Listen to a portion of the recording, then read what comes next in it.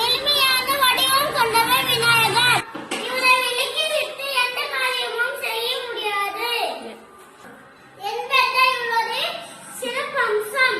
பௌர்ணமி ஏற்ற நாளாவுதான் சங்கடஹர சதுர்த்தி.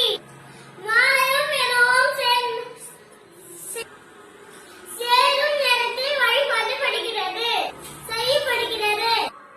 பௌர்ணமியில் இருந்து சந்திரன் தேய ஆரம்பிப்பான். அதே போல் துன்பமும் குறைய ஆரம்பிக்கும் என்பது நம்பிக்கை. நான் இப்போ பிள்ளையார் பாட்டு பாட போறேன், கேளுங்க.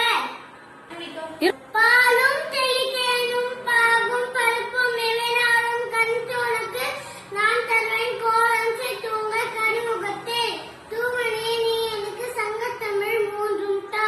ஏதுக்கு சொல்லி தர பாக்குறீங்களா? பாலும் தெளித்தேனும்